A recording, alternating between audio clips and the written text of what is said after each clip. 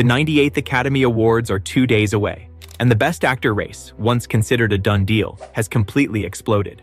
Leonardo DiCaprio, Timothée Chalamet, Michael B. Jordan, Ethan Hawke, Wagner Moura, 5 actors, 1 trophy, and the predictions keep changing every single day. So who's actually going to win on Sunday night? For months, this looked like Timothée Chalamet's Oscar to lose. He won the Golden Globe for Best Actor in a Musical or Comedy. He won the Critics' Choice Award. Betting markets gave him a 72% chance of winning. Some experts called it a one-man race. But then something happened. Actually, 2 things happened, and they changed everything. In this video, we're breaking down the complete Best Actor race at the 2026 Oscars. We'll cover all 5 nominees, but we're focusing on the big question everyone's asking. Will it be DiCaprio or Chalamet? Spoiler alert. The answer might surprise you. The nominees. Leonardo DiCaprio plays Bob Ferguson in One Battle After Another. His 8th Oscar nomination, 7th for acting. Won Best Actor in 2016 for The Revenant. Timothée Chalamet plays ping-pong hustler Marty Mauser in Marty Supreme. At 30, he's the youngest since Brando with 3 Best Actor nominations. Never won. Michael B. Jordan plays twin brothers in Sinners. First Oscar nomination, dual role. Ethan Hawke stars in Blue Moon. 4 prior nominations, never won. Wagner Moura in The Secret Agent. First nomination, won Golden Globe for drama. Lo-fi, and you really feel like you're intimately in these spaces. Those shop owners were real shop owners, real corrections officers, real nurses. Paul brought us to so many different locations that infused our characters with the reality of the ecosystem around us. Quentin's the same way. How Chalamet was winning. For most of award season, Timothée Chalamet looked unstoppable. He won the Golden Globe for Best Actor in a Musical or Comedy in January. He won the Critics' Choice Award in February. Major publications were writing think pieces about how Chalamet was about to join the elite club of actors who won Oscars before age 31. On prediction markets like Kalshi, where people bet real money on Oscar outcomes, Chalamet's probability of winning reached 72% by mid-February. That's incredibly high for a competitive category. The narrative was perfect. Young actor gives a transformative performance in a quirky indie film about ping-pong hustling. Chalamet was charming, he was campaigning hard, and he had momentum. But then came the BAFTAs on February 22nd. This is like a movie about sacrifice in pursuit of a dream, and it's something I can relate to deeply, and we live in a bleak time, especially for young people, so this film is an attempt at an antidote to that, and to continue to believe in yourself, to continue to dream big, and to follow your dreams and not take no for an answer. That's the spirit of Marty Supreme, Christmas Day, Marty Supreme, dream big, Marty Supreme, Christmas Day. The BAFTA earthquake. The British Academy Film Awards are considered a major Oscar precursor because there's significant overlap between BAFTA voters and Academy voters. When the Best Actor winner was announced, everyone expected to hear Timothée Chalamet. Instead, the award went to Robert Aramayo for I Swear, a film that wasn't even nominated at the Oscars. This was shocking. Aramayo beat all 5 Oscar nominees, including the supposed frontrunner Chalamet. Immediately, Chalamet's probability on prediction markets dropped.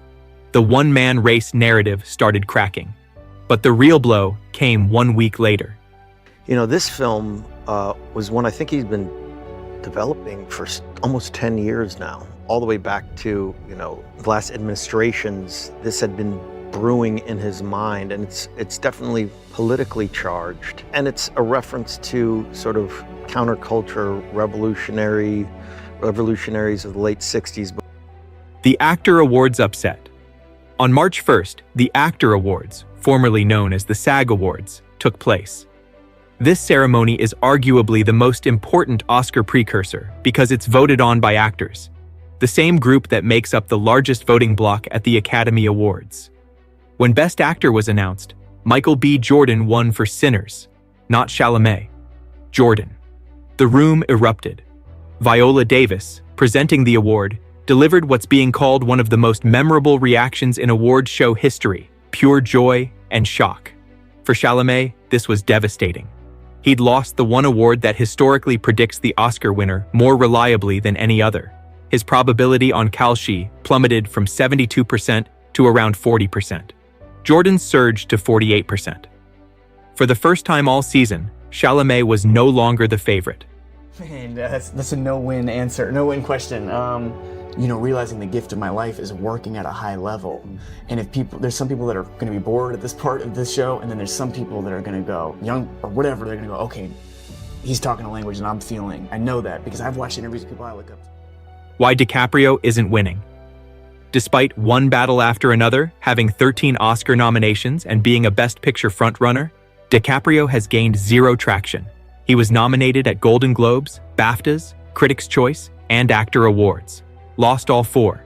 Current probability, 6%. Gold Derby, 2.59%. Voters are splitting support. They love the film for Best Picture and Best Director, but they're looking elsewhere for acting honors. Historical precedent exists. Best Picture and Best Actor increasingly split. Industry insider told Variety, "Leo will be fine. He already has an Oscar. Let someone else have their moment." Been incredible from people, just not only my friends and but people coming up to me and interacting with me about what the film meant to them. I don't know, it's been a really special moment making this film and seeing people's feelings about it, what it meant to them. Incredible. The case for Chalamet. Despite losses, Chalamet has a legitimate path. He won Golden Globe and Critics' Choice, proves widespread industry support. He's 30 years old, would become second youngest Best Actor winner ever, tied with Brando and Dreyfuss. Only Adrian Brody, 29, won younger. Oscar voters might ignore precursor losses. In 2020, Boseman won Actor Award, Hopkins won Oscar. In 2016, Washington won Actor Award, Affleck won Oscar. Splits happen.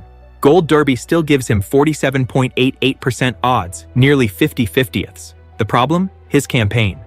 Would you put this in your top 3, top 5 most exhausting films you've ever done?